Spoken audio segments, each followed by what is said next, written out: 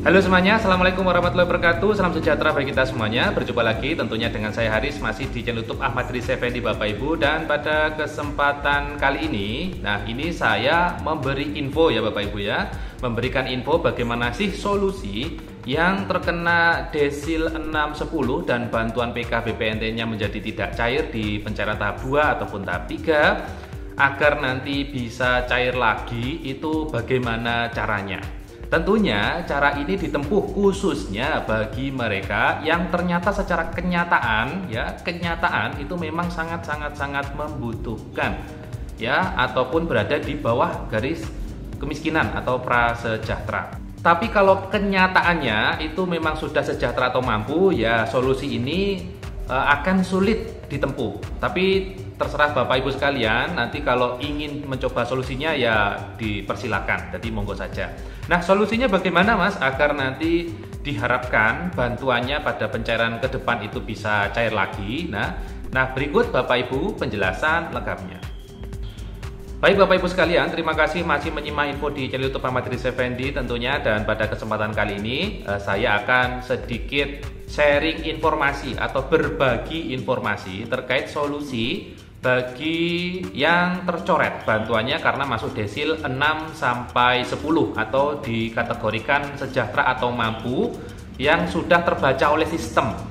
Jadi Bapak Ibu sekarang sistem itu sudah bisa membaca Bapak Ibu itu punya aset apa saja ya, ekonominya itu di peringkat berapa itu sudah bisa terbaca. Tapi kadang juga ada kesalahan pembacaan. Ya, mungkin dulu saat waktu registrasi sosial ekonomi ataupun sensus ekonomi di tahun-tahun sebelumnya, ya dulu itu Anda memang ekonominya di atas atau menengah. Tapi sekarang ekonominya sangat turun ya, sampai mungkin tidak punya apa-apa. Nah, itu kan perlu ada update dari sistem. Nah, Bapak Ibu, terkait yang tidak cair di daerah kami tentu ada beberapa KPM ya, penerima manfaat ya, yang bantuannya itu tidak cair karena masuk desil 6-10. Berikutnya Bapak Ibu, setelah kami konsultasikan bersama ya dari dinas sosial terkait, dari pemerintah desa terkait, dari pendamping bansos terkait ya, itu ada beberapa langkah yang bisa ditempuh. Jadi ada cara yang bisa ditempuh sementara ini. Mungkin saja cara ini bisa juga ditempuh di daerah Anda ya. Jadi caranya bagaimana Mas? Nah, jadi begini Bapak Ibu, tapi sebelumnya akan saya kasih tahu dulu bahwasanya nanti yang bisa mengedit ataupun juga memperbarui data dan mengusulkan tetap nanti di desa ataupun kelurahan ya. Terkait petugas baik dari teman-teman petugas TKSK, petugas PSM, berikutnya pendamping PKH itu tidak bisa mengusulkan ya Bapak Ibu ya, karena memang tidak ada sistem untuk pengusulannya yang ada di petugas itu tidak ada. Jadi untuk pengusulannya tetap ada di desa atau kelurahan ataupun menggunakan aplikasi cek bansos yang bisa Anda install sendiri-sendiri. Baik, kita kembali lagi ke topik bahasan tadi itu, bagaimana sih cara untuk mengusulkan kembali. Jadi ini cara yang ditempuh di daerah kami. Jadi semoga nanti cara ini bisa diterapkan juga di daerah Anda masing-masing, dan nanti bisa kita coba lihat hasilnya di pencairan tahap 3 ataupun tahap 4 di akhir tahun 2025 ini ya. Caranya bagaimana Mas? Jadi caranya yang pertama tentu kita harus mengupdate dulu KTP KK. Jadi silakan dilihat KTP KK Bapak Ibu sekalian, apakah di sana pekerjaan pada kartu KK apakah sudah sesuai dengan kenyataan atau belum. Kalau belum sesuai dengan kenyataannya, bisa Anda rubah terlebih dahulu ya. Bisa di kantor kecamatan ataupun di Dinas Kependudukan dan Pencatatan Sipil ya, ataupun di mall pelayanan publik ya. Jadi bisa dirubah dulu untuk pekerjaannya, sesuaikan dengan kenyataan atau aslinya. Kalau buruh harian ya ditulis buruh harian ya. Kalau memang petani ya ditulis petani. Jangan sampai nanti kalau kenyataannya buruh harian tapi di kartu KK-nya ditulis karyawan swasta. Nah, itu akan meningkatkan status ekonomi Bapak Ibu ya. Berikutnya Bapak Ibu, setelah di KTP KK-nya diperbaharui atau diupdate, langkah berikutnya yaitu adalah datang ke kantor desa atau kelurahan untuk melakukan pembaharuan data.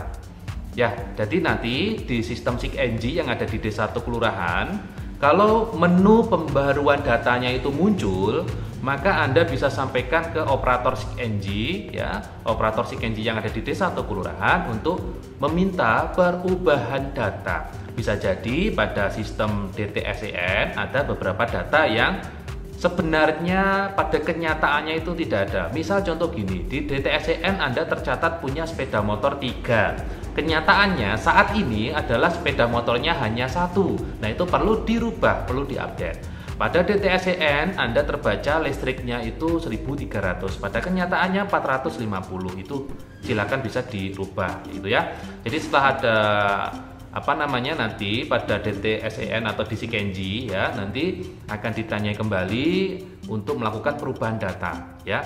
Jadi itu cara yang kemarin ditempuh di daerah kami. Mudah-mudahan ini juga bisa dilakukan di daerah Anda masing-masing ya, khususnya bagi Anda yang bantuannya tidak cair tapi kenyataannya secara ekonomi memang masih di bawah garis prasejahtera.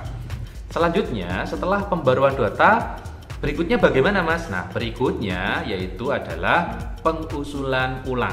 Baik diusulkan langsung dengan aplikasi yang ada di desa atau kelurahan, ataupun Anda bisa mengusulkan diri menggunakan aplikasi Cek Bansos. Jadi ada 3 langkah yang tadi kita tempuh Bapak Ibu ya.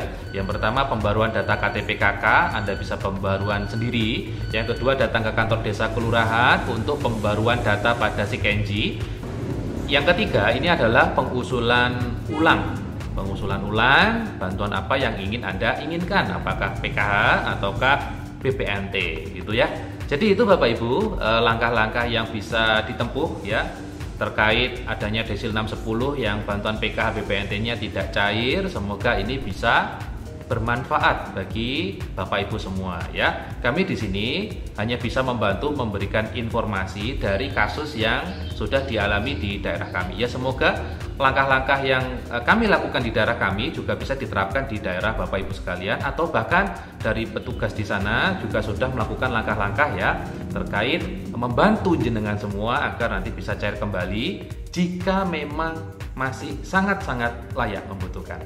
Terakhir Bapak Ibu, terkait Desil 6-10 juga tidak hanya PKH BPNT-nya yang tercoret, yaitu juga tercoret BPJS Kesehatan Gratis atau KIS, Kartu Indonesia Sehat. Nah, ini info ini kemarin sudah pernah saya sampaikan, bagi yang KIS-nya tercoret itu sebenarnya bisa dilakukan reaktivasi ya.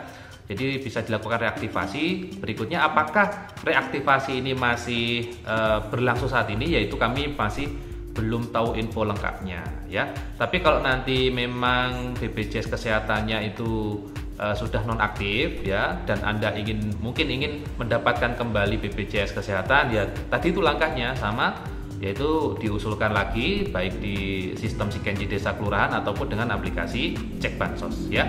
Begitu, terima kasih Bapak Ibu sudah menyimak info di channel Muhammad Haris Effendi. Mudah-mudahan bagi yang memang secara ekonomi masih di bawah garis kemiskinan, mudah-mudahan ke depan bantuannya bisa cair lagi. Terima kasih sudah menyimak dan wassalamualaikum warahmatullahi wabarakatuh.